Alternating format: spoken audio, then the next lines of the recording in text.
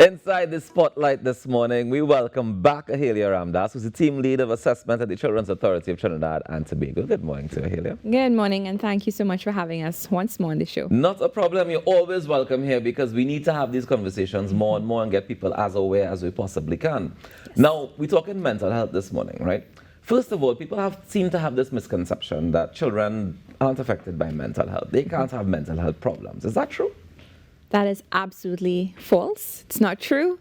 We hear that things like, well, what do children have to worry about? Exactly. What do children they have to stress about? They don't know, or it's sort of just brushed off as acting out or misbehavior and these things. But children can definitely 100% experience mental health concerns, mental health challenges. They can be diagnosed with disorders, and it's all within the realm of possibility for children. They may experience it a little bit different from how adults do, but they definitely can be impacted, and it is something that we have to be very aware of. We have to pay attention to our children, pay attention to their day-to-day functioning, and just be mindful of what may seem off, what may seem a little bit different from the typical level of functioning. Right. So I've heard that people generally with mental health disorders or with challenges with mental health, that it sometimes is innate. So it comes from birth. It's not something that develops along the way. So at what age do we look at saying, all right, let me go and see if I can get you tested? Because I always hear you say that you know your child best, and you might see something might be abnormal, different, right? But what if what you're seeing is normal for your child, but it's not normal in terms of mentally healthy? So that's an interesting question. I'm going to start off, take it a little bit back by just sort of giving us a broad idea of what mental health is. Right? So mental health is your psychological, social, emotional well-being. It impacts how an individual acts, thinks, and feels. It impacts their coping skills, their social interactions, and relationships, right? So that's what mental health is. And it can impact any and every one. So you, myself, the cameraman here, anyone here, can experience mental health disturbances or challenges. It doesn't mean that you have a diagnosed disability or diagnosed condition, but you can be impacted. And how you deal with it, or what resources you have available to you to manage those challenges, disturbances, will determine where you fall on the spectrum of wellness to illness, right? So that's the first thing we have to just get comfortable with. Right.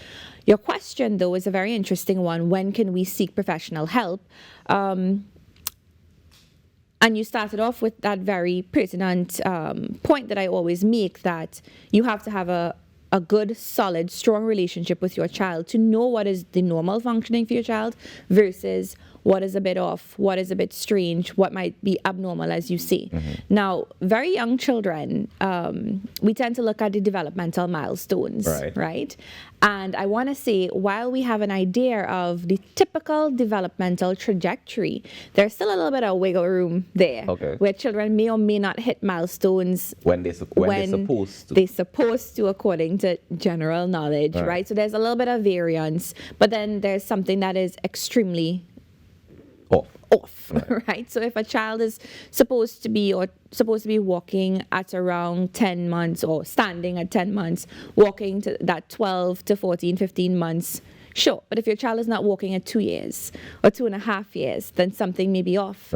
And you have to go to your pediatrician and say, hey, this is what I've noticed. And then allow them to do their initial assessments, right? From very young children. So then we're thinking about autism. We just focused on autism a couple of weeks ago. From very young, you can tell the signs. So are they able to maintain eye contact? Are they able to respond? Because children, very young children, if you smile with them, they smile back, right? They reciprocate that emotion that you're giving off. And so if they're not able to do that, you're paying attention. And again, you're not panicking, you're not jumping into worry mode, but you're having that conversation when you take your child into the doctor for their checkups. Hey, this is what I've noticed. Do you think it's something that we should be concerned with, right? And then we have to be also aware, very young children, toddlers, preschool age children, they learn and they develop their skills by exploring and by climbing and running and jumping and touching things, or what we might say is interfering with things. And while we may want to say, well, they're doing what they're not supposed to be doing, they're badly behaved, we have to remember that's how they grow and develop. So we have to be watchful. We don't want to rush and take our children in for an assessment to label them as something when it may just be normal functioning. When we think about when is the right time to get an assessment or to seek professional help, we have to try to determine, is this affecting their ability to function? Right. What is normal functioning versus, hey, my child is no longer functioning. They're no longer doing what they're meant to be doing at 5, at 10, at 15, right? So how much is it affecting what a typical 10-year-old, 15-year-old, 16-year-old is meant to be doing? Then we have a little bit of concern. It gets a little bit murky in adolescence because with that huge life transition, we have the emotional changes. We have a lot of things that mirror concerns. Like sometimes we have that isolation, that poor self-concept. Yeah. And that could very well be a normal part of that developmental, what they're going through at that stage, based on the changes within their bodies. But again, pay attention. Is it going on for weeks, months? Is my child just not the same child? Are they not getting up and going to school? Are they not completing their tasks? Are they completely withdrawn from all of their friends? Being mindful of what is normal, what might be typical for the developmental stage, and what is just absolutely, completely off. And if you have challenges figuring that out, there's no harm in asking a question, seeking out a professional. Hey, is this something I need to be worried about at this point? So then give me some things that, like symptoms that we should look out for when it comes to children's mental health, and how does it differ from like the adults' mental health, if it does at all? So children, we have to remember, let's take something, because it's easier to talk with a specific example, right? So let's take something as simple as anxiety. Anxiety is something that everyone experiences, right? Children can experience anxiety, adults can experience anxiety. And we have some of the same physiological symptoms, right? So we may have the same racing heart, we may have, sweaty palms, difficulty with the breathing. But what is different for children, very young children, so we're talking about that 6, 7, 8 going on under to 10, 12, or 10 that age range, they may complain about anxiety as a tummy ache. Right? They may say they have a tummy ache because they don't know how better to explain what they're experiencing and feeling. And that's something we have to be mindful of as well. As adults, we have the experiences, the history, we have the words, we have that ability to identify, okay, something is off, this is what's going on, maybe I'm stressed out about this thing, maybe I need to calm down. A child may not understand that. They may not have that ability just yet to say, this is what is going on with me. I'm worried about going to school because that miss is mean to me, or she speaks harshly, and so I'm experiencing some anxiety, and they complain about a tummy ache and we brush it off as they trying to avoid school, or maybe they didn't do something, and we ignore the fact that they're experiencing something that is causing them discomfort, causing them concern. And the more we continue to not address these little signs and symptoms, our children then continue to have these experiences until it builds into something much bigger. And then it gets to the point where we do have to worry now because it's not been addressed. We've not given them the explanations they've needed. We've not given them the coping strategies and tools that they require. And so we've allowed it to go unchecked. It's built into this thing now where they're experiencing a legitimate concern that may lead to a disorder later down the line if unaddressed. And you mentioned the anxiety as the example, of course, but you used it in a way where there are negative factors that would have impacted it.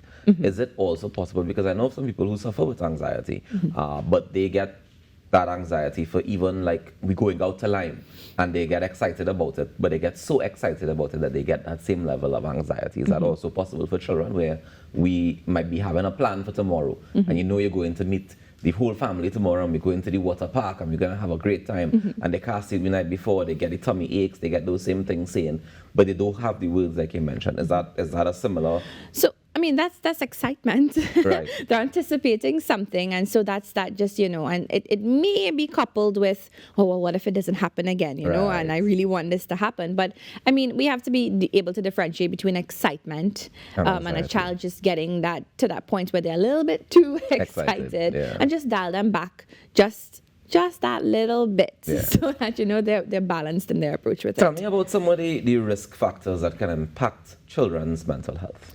So you mentioned before that there is a biological factor. So, Right. It is, research has shown that at times for specific mental health concerns, there is that higher risk if you have a family member who's experienced mental illness, right? So you're at a higher risk. It doesn't mean that you will develop a disorder or a concern, but you're just a little bit higher up there. And then, of course, we have to be mindful of your environment, because your environment also plays a very big part in the potential for developing these disorders or challenges, of course. So we want structure. So environments that are unstructured, that don't have routines, consistency, it doesn't build well for a child. It doesn't give them that foundation that they require, or the skills they require to navigate when stresses come, when things don't go according to plan, how to deal with it.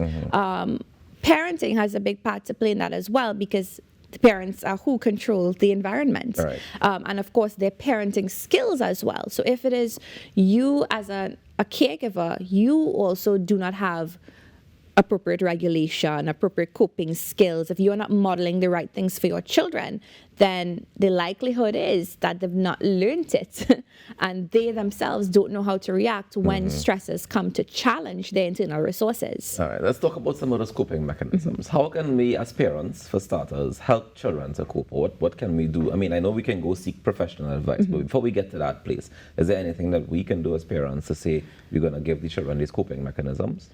So it's important from very young to model the appropriate behaviors for your children, right? So we touched on, and we always talk about what is appropriate for your developmental age and your stage, right? So we're going back to very young children. Now, tantrums are a normal part for a certain age of children, sure. But as adults, it's important that we, as our children grow out of that, those 2s and 3s, and they go into the 4s and the 5s and the 6s, it's important that we model how to remain calm in situations, that we ourselves take deep breaths, handle or manage a situation, manage our tone of voice. So we have to soften our voice. We have to get down to their level. We have to show them what being calm looks like when we speak to them. We have to, from that very young age, we can teach them how to take a couple of deep breaths to bring ourselves back down before we talk about what's bothering you, why you're upset. We need to teach our children how to identify and name their emotions so that they know, okay, when I'm feeling this, I can respond in this way. We have to teach them to come to an adult. If you're having a problem or a challenge, come and tell me what's going on and we could talk it through. As simple as engaging your children with chores and tasks. It teaches them decision making. It teaches them, all of these things. It builds their self-confidence that, hey, I have the ability to do something. I have the ability to deal with this.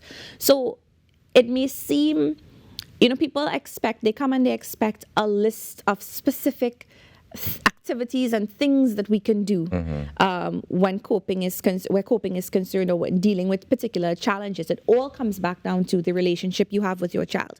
Do you have an open and honest relationship with your child where you know your child, where your child knows it's safe to come to you and ask you questions, where your child is not fearful or worried that you're going to have this huge reaction, or you're going to belittle them, or you're going to, lash out at them. And it goes to what opportunities are you providing for your child? So what is the environment? Is it an environment that has structure, routine, consistency? Can your child expect? How responsive are you to your child? Can your child expect that if I have a problem, you're going to respond to my problem? So it starts there, and it builds by giving them the opportunities to engage in different tasks and build their own confidence, build their own problem-solving skills. So you give them options. Okay, well, this has happened. We can't find your favorite shoe. We're going outside, we can't find your favorite shoe. You have a little meltdown because that's your shoe and you really wanted to wear it today. You said them, now, what are the other options? Is there another shoe you'd like to wear? Where's the last time you remembered wearing your shoe? Do you want to go look there and see? So you talk it through with them, you give them options, you allow them to work it through themselves, instead of just giving them. Here, look your next shoe. But you look at how much shoe you have. Or you shout at them, or you just drag them out of the house and whatever. And because a lot of the times I've realized though, like parents have complained about things like, they don't have the time to often sit down and go through that process, because by the time they sit down and go through that process and they talk it through and all of that stuff, they end up late for work, and then the boss mad at them for the whole day, and it becomes a cascading event of just things going wrong. So for parents who have that concern, how do they address it? Do they just have to find the time and make the time? They just have to find the time and make the time, because at the end of the day, parenting is your first job. Right. That is your first job, and it's easy to sit here and say that, but we have to be mindful of the fact that parenting is a huge responsibility. It is a very big job, and you have to make the time. And the thing is, if you make the time early on, and if you lay the right foundation, and if you provide the right type of environment that enriches your child, gives your child opportunities. And this has nothing to do with money and who has the fancy things, in their home. It's simply, what are you allowing your child to do within the space that you have, with the resources that you have? What opportunities are you providing for them to learn and grow and develop that self-confidence, develop those critical thinking skills from early on that will help them as they mature and they go through their developmental trajectory. And as they get older, you will find that you have to not put in less time in terms of contact with your child, but you have to spend less time teaching these things because you've done it early on, and they are just now building on what you've laid down. So that's important for us to remember. Are there treatment options for those who may not have had that foundation or may have the biological challenges when it comes to mental health? So, of course, if your child's experiencing mental health concerns and challenges, you have the option to seek professional help. So like I said, it starts with checking in. If you're unsure, it starts with checking in with your doctor when you go to regular checkups and regular visits. So it's important, if you didn't know, because we have a mentality as well, we only go to the doctor when we're sick, but children have to have well-checked visits as well. You have a conversation, I've noticed X, Y, and Z. The doctor's going to tell you, okay, maybe this is something you need to check out further. If you're able to seek private help, then you go to a psychologist, a professional, a counselor, and you say, hey, this is what I've noticed. And you take it from there, right? Of course, you have the avenue of student support services to the Ministry of Education as well. They have guidance officers, they have social workers, they have psychological professionals as well within SSSD, that if you're really having a tough time, as in the behaviors are now out of control, your child's functioning is impaired, and you do a referral, they're going to respond. Of course, you have the option for Childline. You have the option to go to the clinic and say, hey, this is happening with my child. Can we get services at the mental health community clinic? So there's so many options for us that are available now to seek help for our children if we absolutely do need it. We do not need financial resources, even though that is sometimes a huge barrier for persons seeking help. To access that kind of help, it is available. The wait time may be a little bit longer if you're going through a public service, but it is still there. We have Child Guidance Clinic as well. So it's so many options. And I noted very recently in my random scrolling on Facebook that Ministry of Health, they launched recently an online platform for teens. So we have all of these avenues now that are available to us to at least get us started on that road to help. All right, Ahhalia, thank you so much for joining us this morning and for sharing the information. As always, we definitely appreciate it.